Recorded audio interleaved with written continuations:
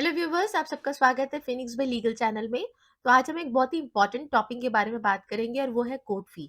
जी हाँ, court fee एक ऐसा होता है जिसके बिना कोई भी सिविल सूट हो ही नहीं सकता है। कोर्ट फी देना ही देना पड़ता है। अगर आप कोर्ट चढ़े हैं तो कोर्ट फी सबसे पहला चीज आपके दिमाग में आता है कि पता नहीं मेरे केस में कितना कोर्ट फी लगे। तो आज हम इसी के बारे में बात करेंगे, कोर्ट फी क्या होता है, कैसे आप अपने कोर्ट फीस को वापस ले सकते हो, क्या कानून में प्रोविजन है, उस प्रोविजंस के बारे में भी, उस कानून के बारे में बात करेंगे।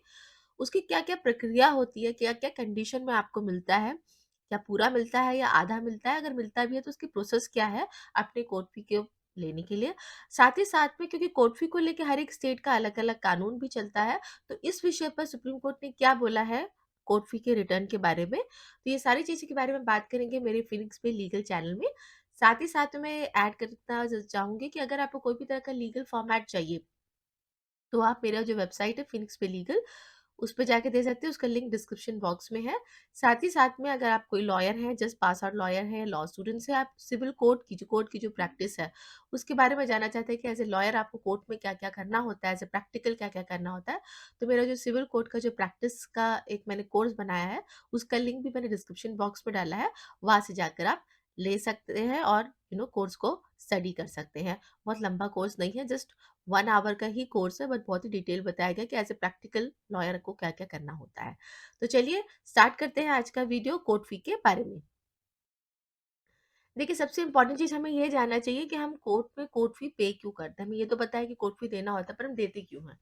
देखिए, नाम ही सजेस्ट कर रहा है कोर्ट फी। दैट मीन्स अगर हमारा केस कोर्ट में चल रहा है तो कोर्ट हमारा काम मुफ्त में भैया क्यों करेगा, है ना? कोर्ट के अपने भी बहुत सारे खर्चे होते हैं, सबके सैलरी का होता है, इंफ्रास्ट्रक्चर, बहुत सारी चीज़ें होती है जिसके लिए एक पैसे की दरकार होती है। तो कहीं न कहीं ये कोर्ट फी ये रहता है कि आपका काम करने के लिए कोर्ट अपना एक फी ले रहा होता है। उसे ही कोर्ट फी का अगर हम क्यों देते हैं, अगर हम बोले तो ये कारण निकल के आता है। कहाँ जाता है ये पैसा? बेसिकली ये जो कोर्ट फी का जो भी जितने भी पैसे होते हैं, ये हमारा जो रेवेन्यू डिपार्टमेंट है उसके पास में ही जाते हैं, क्योंकि स्टैम्प पेपर्स वगैरह का जो भी काम होता है, ये रेवेन्यू डिपार्टमेंट का होता है, तो रेवेन्यू डिपार्टमेंट ही इसे कलेक्ट करता है। अब हम बात करते हैं कौन से कानून के तहत में इसका का होता है। सबसे पहला जो कानून आ जाता है हमारा कोर्ट फी एक्ट 1870। ये ऑल ओवर इंडिया पे इम्प्लीमेंट होता है। इसी के साथ साथ में हर एक स्टेट अपना अलग से भी कोर्ट फी एक्ट निकालता है। हर एक स्टेट का जैसे यूपी कोर्ट फी एक्ट हो गया, दिल्ली कोर्ट फी एक्ट हो गया। ये इसलिए होता है क्योंकि जो मेन कोर्ट फी एक्ट है वो बड़ा बड़ा आपके जो कोर्ट फी के बारे में जो मेन मुद्दा होता है वो बताता है। लेकिन कितना कोर्ट फी लगेगा ये हर एक स्टेट अपना अलग एक्ट के तहत तहत में बताता है। इसमें और भी बहुत सारे प्रोविजन दोनों ही उसमें होते हैं, लेकिन अगर हम कोर्ट फी एक्ट के बारे में बात करें तो हमें दोनों ही को लेकर चलना होता है।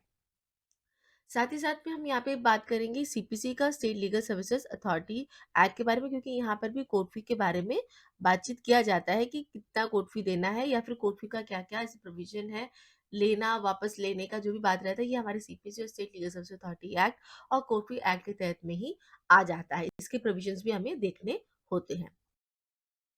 अब हम बात करेंगे किस कंडीशंस में हमें अपना कोर्ट फी रिटर्न मिलता है या कोर्ट फी में वापस मिल सकता है। सबसे पहला सवाल तो यह था, क्या मुझे पूरा कोर्ट फी मिलेगा? इसका जवाब है हाँ। हाफ भी मिल सकता है, जी हाँ, हाफ भी मिल सकता है। लेकिन अब बात करेंगे किस-किस कंडीशंस में हमें पूरा कोर्ट फी मिल सकता है। तो सबसे पहला बात आ जाता है, अगर आपका सिविल केस चल रहा है और ट्रायल स्टार्ट होने से पहले, ट्रायल स्टार्ट का मतलब होता है एविडेंस, गवाही स्टार्ट होने से पहले अगर आपके केस में सेटलमेंट हो जाता है दोनों पार्टी के बीच में, ट्रायल स्टार्ट, याद रखिए ये बहुत ही इंपॉर्टेंट फैक्ट होता है। गवाही अगर स्टार्ट हो गई है और उसके बाद में आपने सेटलमेंट किया है तो ये आपको नहीं मिलेगा, पूरा नहीं मिलेगा, ठीक है। लेकिन अगर गवाही स्टार्ट होने से पहले आपके बीच में सेटलमेंट हो गई है, दोनों पार्टी के बीच में सेटलमेंट हो गई है, तब तो आप कोर्ट से आप ऑर्डर करा सकते हो कि आपको कोर्ट फी वापस मिल जाए और आपको पूरा कोर्ट फी उसमें मिल जाता है। ठीक है? ट्रायल स्टार्ट होने से पहले, मतलब गवाही स्टार्ट होने से पहले आपको ये सेटलमेंट हो गया तो पूरा कोर्ट फी आपको मिल सकता है। और कहाँ पे आपको पूरा कोर्ट फी मिल सकता है? अगर दोनों ही पार्टी के बीच में सेटलमेंट हो रहा है। अब आप बोला मैडम आपने अभी भी बोला सेटलमेंट के बारे में। जी हाँ, मैंने आपको बोला है सेटलमेंट के बारे में, लेकिन मैंने उसमें कंडीशन बताया था ना कि वो गवाही से पहले होना चाहिए, तभी आपको पूरा मिलेगा। दूसरी स्थिति में है, आप कोर्ट को ये बोलोगे, आपका केस चल रहा है, गवाही भी हो गई है, हो रही है। आप बीच में कोर्ट को ये बोल रहे हो कि हमारा matter under section 89 of CPC के तहत में रेफर किया जाए मीडिएशन के लिए, लोक अदालत के लिए या आर्बिट्रेशन जो भी है, इन तीनों में से कोई एक मेथड जो सेक्शन 89 के तहत में जो बोला गया है, अल्टरनेट डिस्प्यूट रिड्रेसल के जितने भी मेथड है, ये सेक्शन 89 के तहत में आ जाते हैं और आप कोर्ट में आके एक एप्लीकेशन फाइल करके बोलते हो कि हमारा मैटर मैटर मतलब ये दोनों पार्टी की तरफ से होता है कि इसमें से किसी में सेटल रेफर किया जाए। वो चाहे लोक अदालत भी हो जाता है, वो चाहे आपका मीडिएशन हो जाता है, कंसिलिएशन हो जाता है या आर्बिट्रेशन भी हो सकता है। अगर आप ये एप्लीकेशन डालते हैं कोर्ट में और कोर्ट आपका ये आपके मैटर को इन तीनों में से तीनों या चारों में से किसी एक मैटर पे रेफर कर देता है, लोक अदालत, मीडिएशन, कंसिलिएशन या आर्बिट्रेशन में रेफर कर देता है और वहां जाकर अगर आपका मैटर सेटल हो जाता है, तब आपको पूरा का पूरा कोर्ट फी मिल जाता है। ठीक है? तो ये बात को मैं दोबारा रिपीट कर रही हूँ। अगर आपने कोर्ट में एक एप्लीकेशन डाल दिया है, आपका केस चल रहा है, गवाही भी हो रही है, उसी बीच में आपने एक एप्लीकेशन डाल दिया है। ज़रूरी नहीं है कि दोनों पार्टी को डाला, कोई एक पार्टी भी डाल रहा है। एक पार्टी तभी डाल रहा है जब वो दूसरी पार्टी से बातचीत हो गई होती है, लगता है कि हाँ, मैटर सेटल हो सकता है और अगर कोर्ट ज़रूर उसमें दूसरी पार्टी से भी पूछता है उसमें। आपने एप्लीकेशन डाला है कि that matter should be refer to the under section 89 मतलब मेरे केस को रेफर किया जाए 89 के तहत। 89 क्या होता है? कोई भी मैटर का आपस में बैठ के सहमति से उसका सुलझाव करवाना, मध्यस्थता करवाना।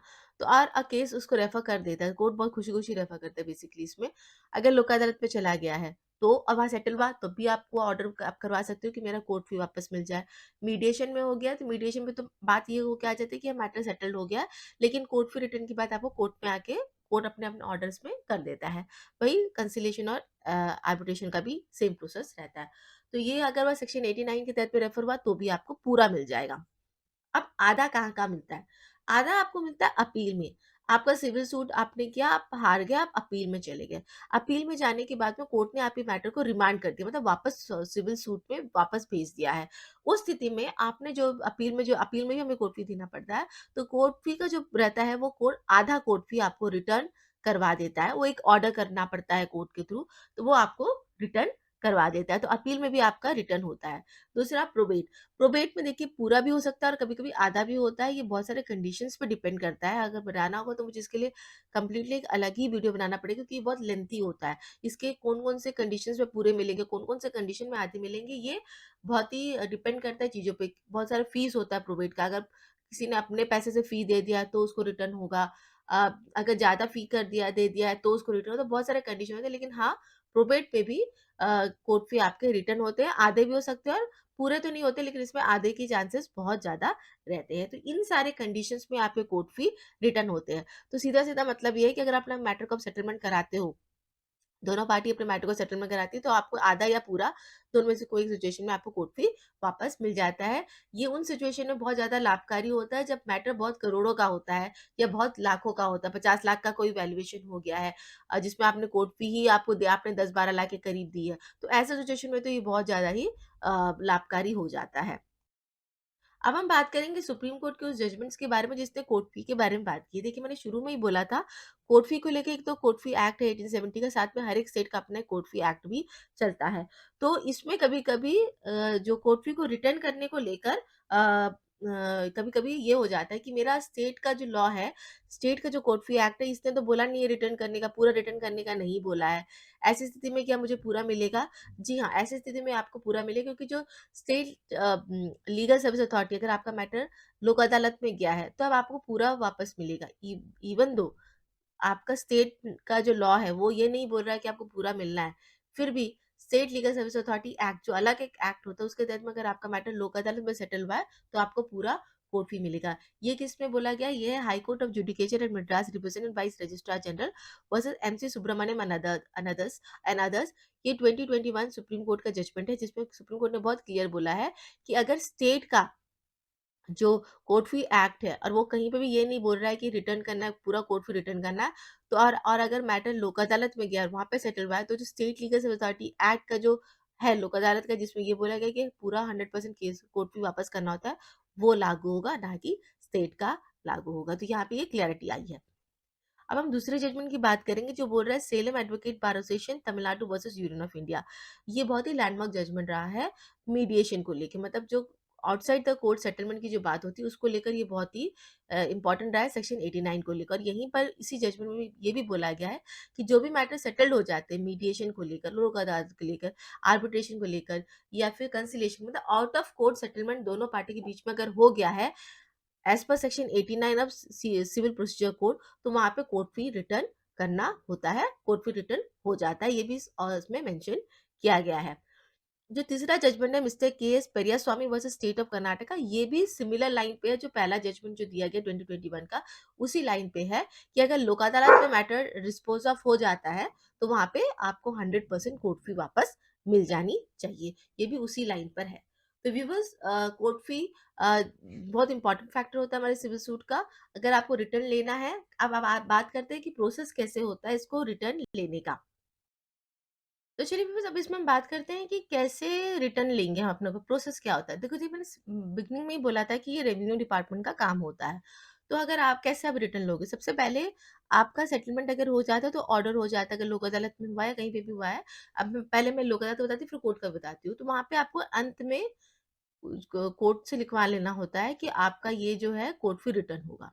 ठीक है, ये आपको लिखवा लेना होगा। ये आपको सिविल सूट में भी अगर लिख दिया है कि ये सेटलमेंट हो गया, इनका कोर्ट फी रिटर्न होना होगा, दोनों में एक बार जज का ऑर्डर आ जाना चाहिए। उसके बाद जो आपका अहमद होता है, कोर्ट का जो क्लर्क होता है, वो आपको रिटर्न ऑफ कोर्ट फी का एक स्लिप बनाकर दे देता है कि इनका कोर्ट फी इतना अमाउंट है, इतना इन्होंने कोर्ट फी के दिया है और इसका ये रिटर्न होना है। अब वो स्लिप लेकर आपको रेवेन्यू डिपार्टमेंट जाना है। रेवेन्यू डिपार्टमेंट मतलब कहाँ पे आप जाओगे, या तो डीसी ऑफिस जाओगे, जो भी आपका जगह का जो स्टैम्प का देखता है। कई जगह में डीसी ऑफिस में देखा जाता है, कई जगह पे एसडीएम ऑफिस में देखा जाता है। तो ये तो आपको अपने जगह का पता करके आपको जाना पड़ेगा। वहाँ पे जाके आपको इसको सबमिट करना पड़ता है, वहाँ के अपने कुछ प्रोसेस होते हैं, फॉर्म्स वगैरह होता है, वो भरना पड़ता है और उसके बाद में जो अमाउंट जो होता है, वो आपके अकाउंट में डिपॉज़िट कर दिया जाता है। तो ये एक प्रोसेस होता है। अगर आपका कोर्ट फी रिटर्न हो गया तो ये प्रोसेस आपको फॉलो करना पड़ता है। तो आई होप व्यूअर्स आपको आज का मेरा वीडियो अच्छा लगा है। अगर अच्छा लगा है तो लाइक, शेयर, सब्सक्राइब ज़रूर कीजिएगा। Thank you so much for watching Phoenix पे लीगल।